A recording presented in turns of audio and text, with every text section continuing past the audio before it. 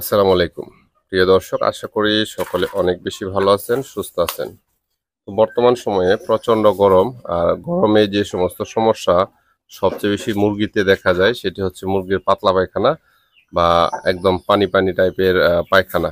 এবং আমরা যারা দীর্ঘ সময় মানে হচ্ছে ডিম পাড়া যে মুরগিগুলো পালন করে থাকি, তো সেগুলো যখন পালন করা হয় নিচে আমরা লিটার ব্যবস্থাপনার একটা ম্যানেজমেন্ট রাখি। যেমন হচ্ছে ধানের তুষ ব্যবহার করি, বা কাঠের গুঁড়া ব্যবহার করি, বা কেউ বালি ব্যবহার করি, বা বিভিন্ন রকম জিনিস ব্যবহার করা হয়। তো যখন তুষ ব্যবহার করা হয় সেক্ষেত্রে একটা সমস্যা হয়, সেটা হলো তুষগুলো পাতলা পায়খানা হওয়ার কারণে খুব বেশি ভিজে যায়, এবং ভিজে যাওয়ার ফলে অ্যামোনিয়া গ্যাস হয়, মুরগির ঠান্ডা লাগে, বিভিন্ন রকম সমস্যা তৈরি হয়ে যায়।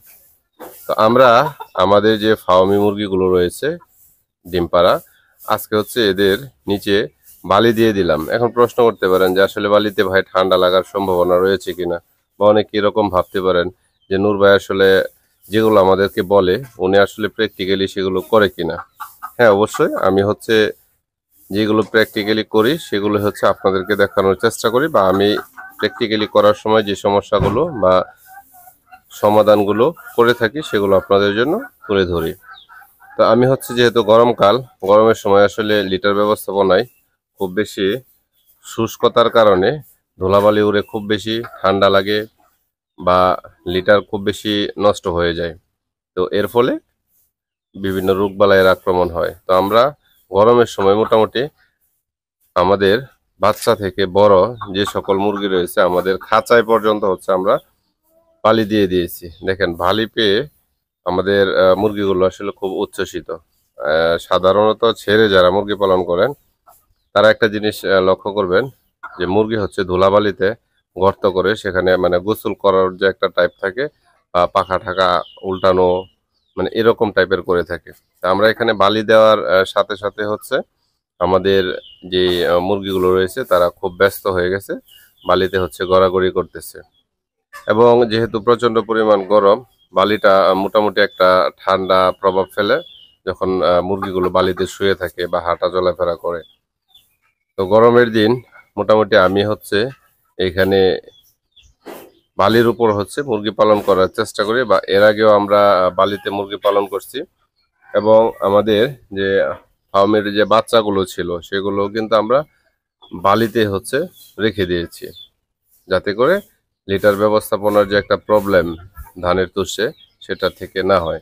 এবং ধানের তুষ বরাবরই হচ্ছে আপনার শীতের সময় আমরা ব্যবহার করি, যখন আসলে মুরগির পায়খানা জনিত প্রবলেমটা যেহেতু গরমে বেশি হয়, গরমে হচ্ছে আমরা বালি দিই। বালিতে যখন আপনার পায়খানাগুলো পড়ে সেক্ষেত্রে পায়খানাগুলো খুব দ্রুত শুকিয়ে যায়, বা লিটার ব্যবস্থাপনার কোনো ধরনের প্রবলেম হয় না। তারপর হচ্ছে আমার যে শেডটা রয়েছে এখানে আপনারা যদি দেখেন এই সাইড থেকে হচ্ছে দক্ষিণা যে বাতাসটা অলরেডি এখানে আসে, ওই ধরনের আসলে প্রবলেমগুলো হয় না। আমরা এক সাইডে হচ্ছে আমাদের প্যারেন্টসটা গুলোকে রেখেছি। তো সর্বোপরি হচ্ছে আলহামদুলিল্লাহ আমাদের প্যারেন্টসটা গুলো এখন পর্যন্ত ভালো আছে, সুস্থ আছে, এবং ডিমের প্রোডাকশন আলহামদুলিল্লাহ সবকিছু এখনো ঠিকঠাক রয়েছে।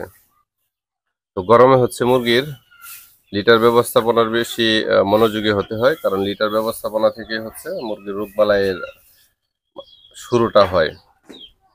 এই জন্য হচ্ছে প্রতিনিয়তই হচ্ছে আমরা এই জিনিসগুলো ফলো আপে রাখি। তো আপনারা যারা প্যারেন্ট স্টক বা ডিম পাড়া উপযোগী এরকম অল্প পরিসরে পারিবারিক চাহিদা মেটানোর জন্য ফার্মি মুরগি পালন করতে চান, করতে পারেন। এটা আপনার জন্য সবচেয়ে পজিটিভ বিষয়। পাশাপাশি হচ্ছে লিটার ব্যবস্থাপনায় এদেরকে আপাতত গরমের সময় বালিতে রাখতে পারেন, আশা করি পজিটিভ কিছু পাবেন।